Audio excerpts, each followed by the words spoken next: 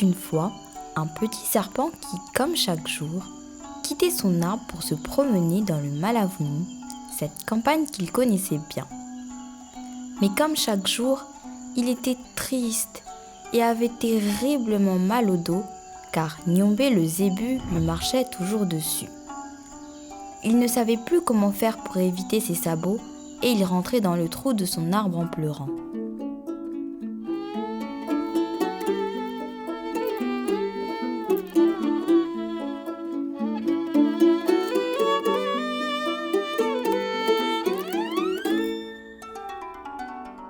Dans la nuit, une charmante fée lui dit à l'oreille « Tu devrais lui parler.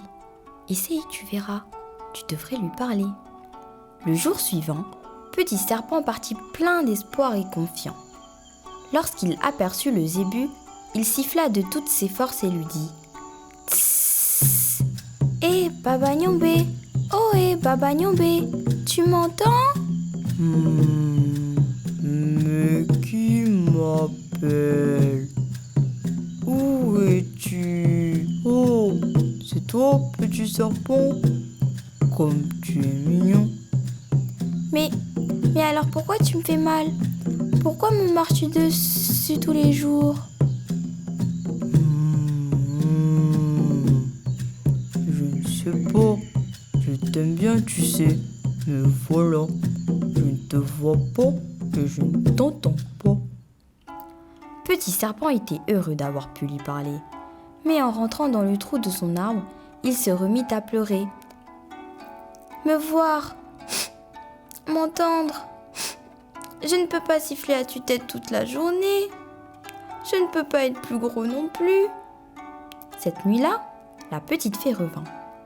Mais elle ne parla pas, car elle avait compris que Petit Serpent avait fait tout son possible et que Baba Nyombé était de bonne foi. Alors, elle entreprit de confectionner avec des feuilles de satcha et des petites graines du diable un bébé machivé. C'était minutieux. Il ne fallait pas se tromper dans les pliages, tissages, à gauche, à droite. Il fallait recommencer et faire au moins 7 petits ballotins, puis les attacher entre eux. Ses yeux piquaient tellement elle était concentrée et elle devait absolument terminer avant le lever du soleil. Au matin du 3e jour, Petit Serpent se réveilla, les yeux encore pleins de sommeil, un peu engourdi, et pas pressé d'aller dans le Malavoni. Mais au premier mouvement, il entendit. Il s'arrêta net se demandant d'où venait ce bruit. Rien. Il ne vit rien. Il se remit alors en route et le son reprit. Brusquement, il redressa sa tête. Ses yeux s'agitaient dans tous les sens pour voir qui pouvait bien produire ce son. Il avança alors doucement, en restant très vigilant, tous les sens en éveil.